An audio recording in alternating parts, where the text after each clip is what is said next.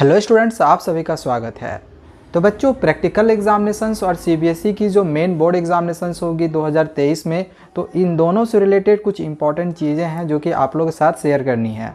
जैसे कि हम जानते हैं कि हमारे जो 100 मार्क्स के पेपर होते हैं उसमें से 80 मार्क्स का थ्योरी पेपर होता है, बाकी 20 मार्क्स का इंटरनल असेसमेंट किसी सब्जेक्ट में होता है, तो किसी सब्जेक्ट में 30 मार्क्स का प्रैक्टिकल एग्जामिनेशंस होता है। हालांकि 30 मार्क्स का जो प्रैक्टिकल एग्जामिनेशन क्लास 10th का नहीं होता है, ये 12th वालों का होता है, ठीक है। और क्लास 10th का 50 मार्क्स का देखा जाए तो आईटी वगैरह में प्रैक्टिकल प्लस इंटरनल ऐसे करके होते हैं, ठीक है। इंटरनल असेसमेंट और प्रैक्टिकल एग्जामिनेशन मार्क्स इस तरह से बटा हुआ है। तो अगर हम बात करें जिस सब्जेक्ट में 80 मार्क्स का थ्योरी पेपर होता है तो वो कैसा रहेगा, वो हम बाद में डिस्कस करेंगे। पहले हम इसके बारे में डिस्कस करते हैं और ये समझते हैं कि पहले ही जो 20 मार्क्स के क्वेश्चन रहेंगे तो ये जो प्रैक्टिकल एग्जामिनेशंस होंगे तो इसके जो क्वेश्चंस होते हैं वो कैसे होते हैं, ये 20 मार्क्स हमें कैसे मिलते हैं। देखो, यहाँ पे एक चीज़ को ध्यान में रखो कि सभी स्कूलों में प्रैक्टिकल के जो मार्क्स मिलते हैं वो एक जैसे नहीं मिलते हैं, डिफरेंट मिलते हैं। जैसे अगर हम एग्जाम्पल ले तो कुछ प्राइवेट स्कूल्स होते हैं, कुछ नहीं, मोस्टली ज़्यादातर जो प्राइवेट स्कूल्स होते हैं उसमें ज़्यादातर स्टूडेंट्स को 20 आउट ऑफ 20 दिया जाता है, ठीक है। हम एक अनुमान मतलब लगा सकते हैं या फिर एक एवरेज कर सकते हैं कि करीब प्राइवेट स्कूलों में क्या होता है कि आप बोल सकते हो 95 to 98% जो स्टूडेंट्स होते हैं उनको 20 आउट ऑफ 20 मिलते हैं। केवल कुछ ही ऐसे स्टूडेंट्स हैं, 2 4 5 कुछ ऐसे होंगे जिनको 20 आउट ऑफ 20 नहीं दिया जाता है, ठीक है। बाकी मैक्सिमम स्टूडेंट्स को 20 आउट ऑफ 20 इंटरनल असेसमेंट में दे दिया जाता है। तो ये हो गई बात प्राइवेट स्टूडेंट्स की। जो भी प्राइवेट स्कूलों में पढ़ते हैं उन स्टूडेंट्स को मार्क्स प्रैक्टिकल एग्जामिनेशंस में अच्छे आते हैं, ठीक है, क्योंकि वो अच्छे खासे पैसे भी तो ले रही है, तो पैसा ले रही है तो इस वजह से उसको मार्क्स भी देने पड़ जाते हैं। एक चीज़ यहाँ पे आपको मैं बताना चाहूँगा कि ये जो प्रैक्टिकल के मार्क्स मिलते हैं तो इनमें क्या चीज़ें देखी जाती है। तो इनमें देखी जाती है, पहली तो पीरियोडिक असेसमेंट ये लिया जाता है, फिर मल्टीपल असेसमेंट ये लिया जाता है, फिर पोर्टफोलियो होता है और सब्जेक्ट इनरिचमेंट। तो इन 4 चीज़ों को देख के गवर्नमेंट स्कूल्स में नंबर दिए जाते हैं, ठीक है। तो प्राइवेट स्कूल्स में तो हम देख लिए कि उसमें आप अगर इन सभी चीज़ों में अगर आपका अच्छा नहीं भी जाता है, ओके, तो इसके बावजूद भी मोस्टली स्टूडेंट्स को 20 आउट ऑफ 20 मिल जाएंगे। लेकिन जो गवर्नमेंट स्कूल में जो भी स्टूडेंट्स अभी हैं तो वो अगर 10th की बोर्ड देंगे या फिर 12th की बोर्ड देंगे तो गवर्नमेंट स्कूल वाले बच्चों को बहुत कम ही ऐसे होते हैं जिनको 20 आउट ऑफ 20 मिलता है। हम यहाँ पे एवरेज बोल सकते हैं करीब 70% बच्चों को जो है फुल मिल जाता है 20 आउट ऑफ 20।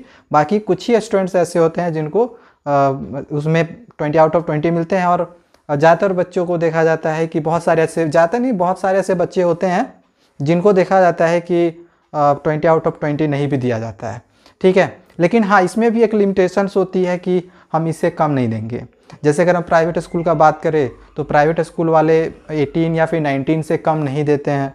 गवर्नमेंट स्कूल का भी अगर हम बात करें तो वहाँ पर वही है 17, तो आप मिनिमम रख लो 17 से कम किसी को नहीं दिया जाएगा, ठीक है। और उसमें भी इन चारों चीज़ों को ही देखा जाता है, periodic assessment, multiple assessment, portfolio और सब्जेक्ट इनरिचमेंट एक्टिविटीज़, ठीक है। तो ये हो गई प्रैक्टिकल एग्जामिनेशंस की।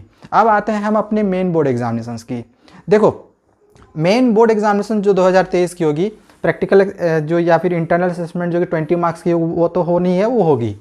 बाकी इधर आपका जो 80 मार्क्स का पेपर है इसमें हमें अच्छा करना है, क्योंकि अगर इसमें अच्छा नहीं करेंगे तो नंबर हमारे अच्छे नहीं आएंगे, इतना तो हम भी समझ रहे हैं। तो इसके लिए देखो, हम पहले भी इसके लिए हम डिस्कस कर चुके हैं कि एनसीईआरटी पे डिपेंड नहीं रहना है।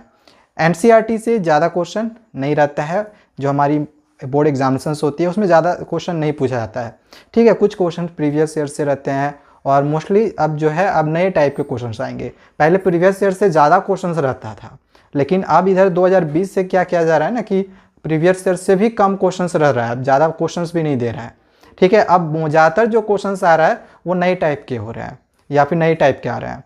तो आपको क्या करना है, नए टाइप के क्वेश्चंस की प्रैक्टिस करना है। तो नए टाइप के क्वेश्चंस आप लोग को मैंने पहले भी आप लोग को रिकमेंड किया है कि सिर्फ एजुकार्ट की ही बुक में मिलेंगी।